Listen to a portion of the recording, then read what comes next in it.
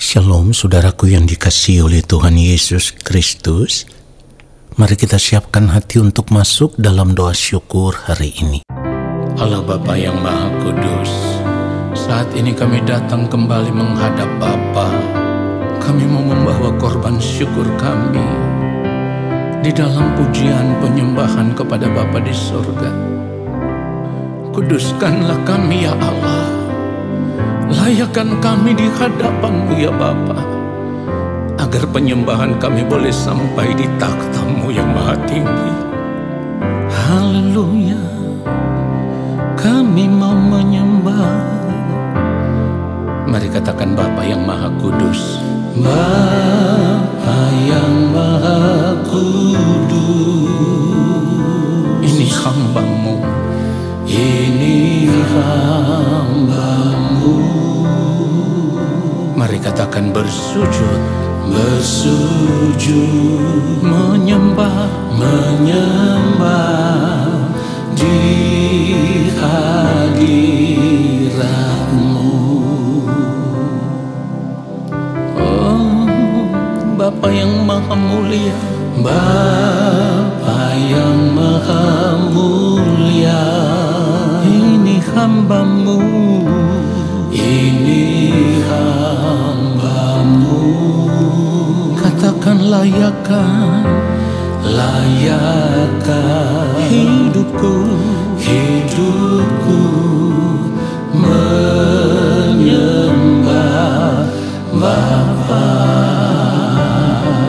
Ku bawa korban syukur, ku bawa korban syukur di dalam penyembahan, di dalam penyembahanku.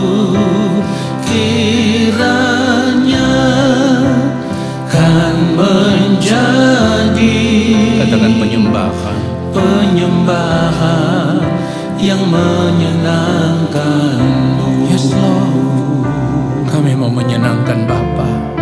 Mari katakan Bapa yang maha mulia, Bapa yang maha mulia.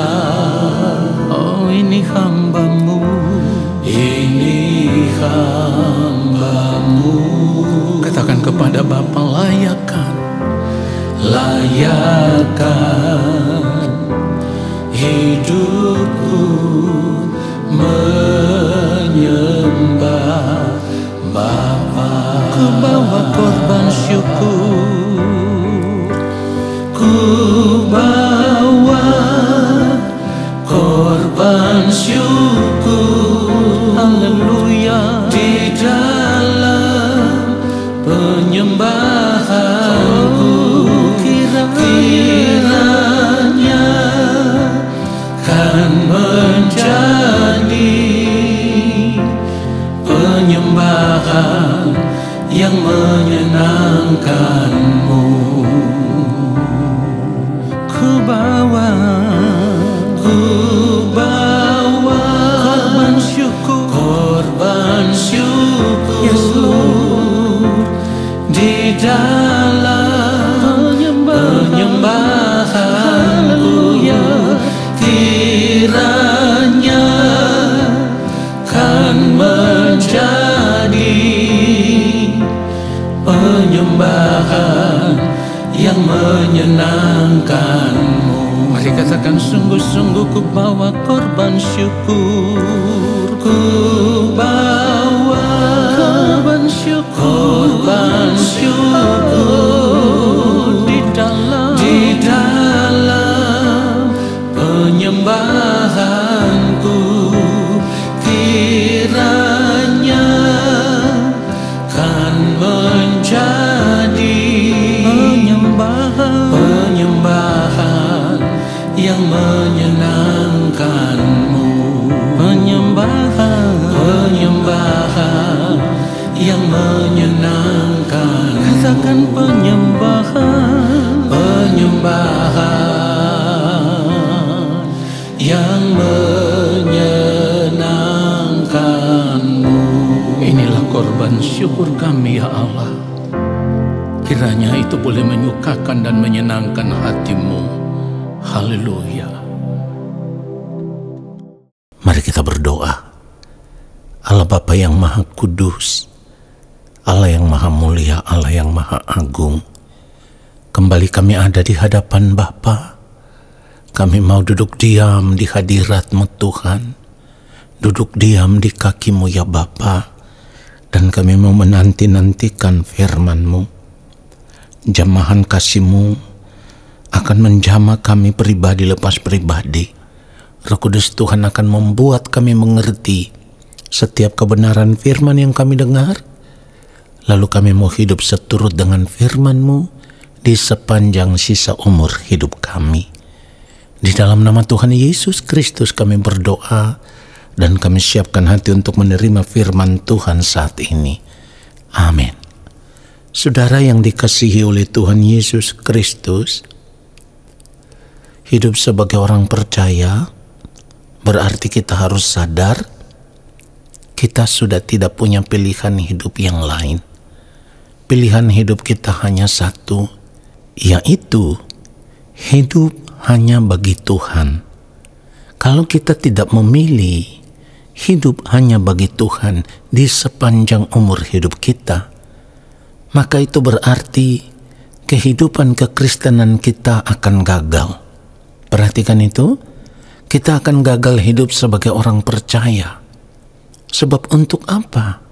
Kita mengaku Kristen, kita mengaku diri sebagai orang percaya, tetapi di dalam kehidupan kita sebagai orang Kristen atau orang percaya itu, kita tidak pernah hidup bagi Tuhan.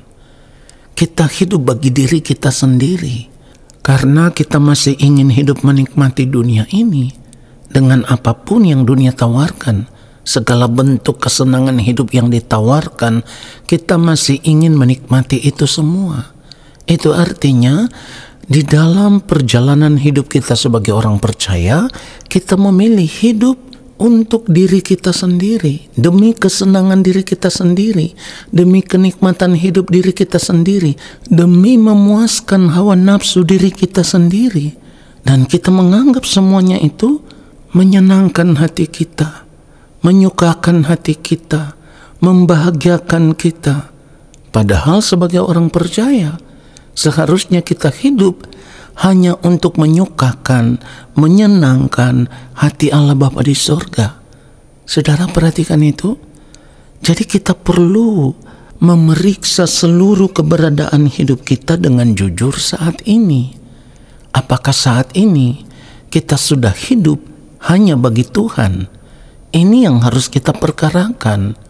Saudaraku, apa yang saya kemukakan ini bukan sesuatu yang berlebihan, tetapi sesuai dengan apa yang firman Tuhan katakan. Karena firman Tuhan katakan, sebab kamu telah dibeli dengan harga yang lunas dibayar, karena itu muliakanlah Allah dengan tubuhmu.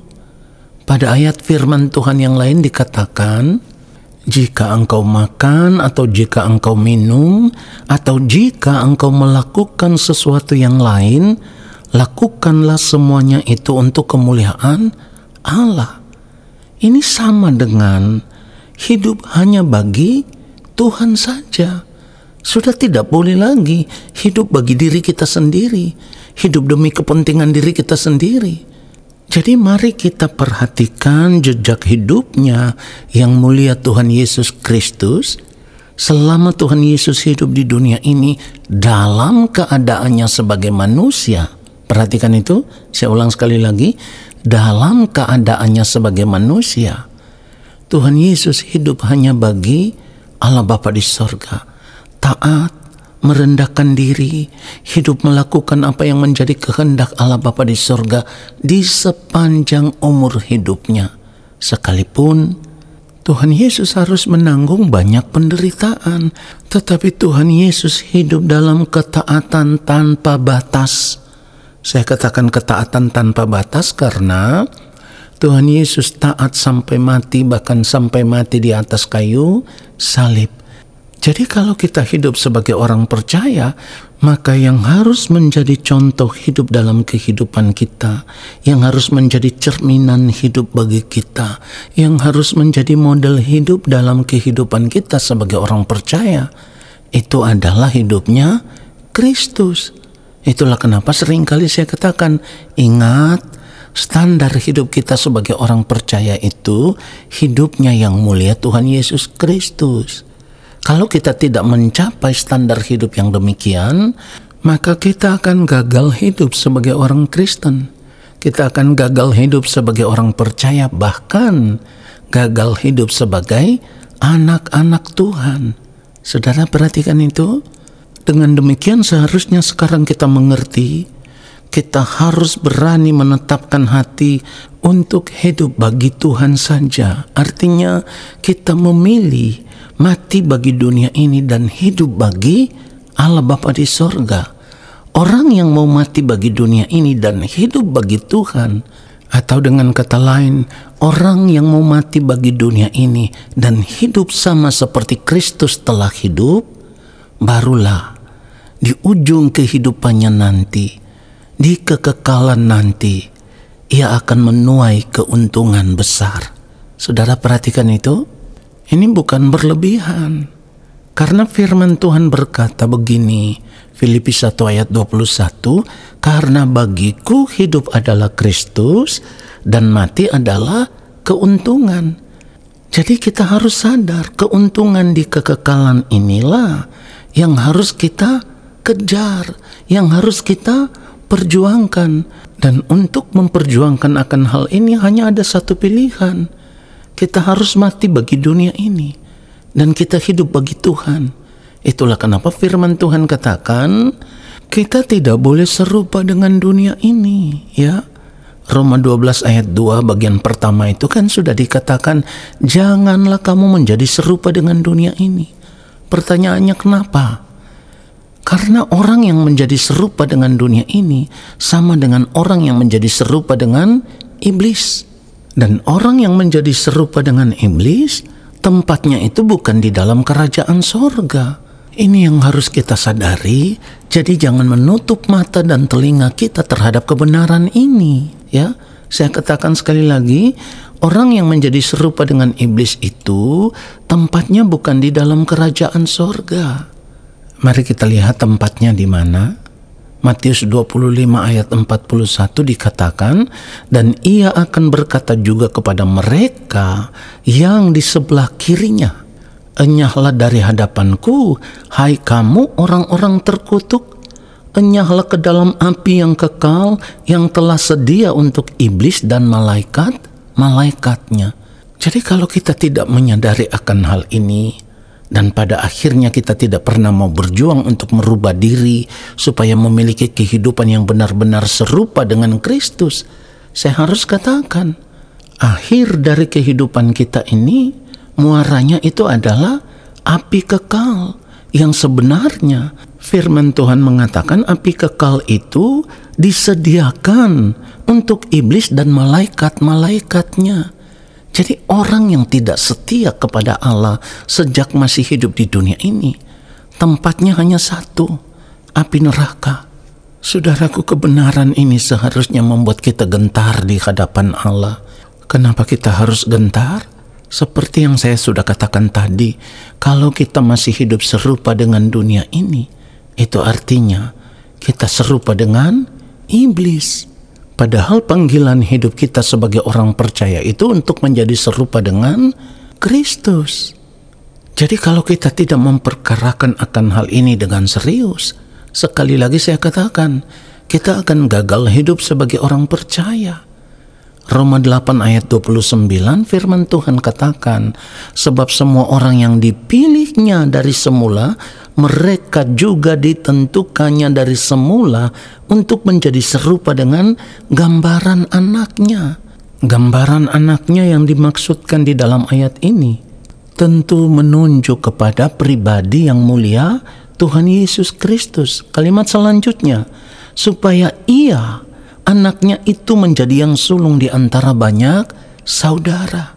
Saudara, dari kebenaran firman Tuhan yang sudah kita baca sejak awal sampai pada Roma 8 ayat 29 yang kita baca ini, seharusnya sudah menunjukkan bagi kita bahwa kita tidak punya pilihan hidup yang lain.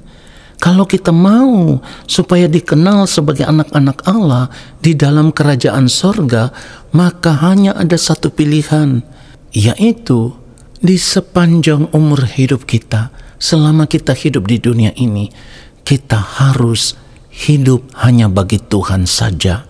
Supaya pada akhirnya ketika kita menutup mata, kehidupan kita dipandang layak, kehidupan kita dipandang berkenan.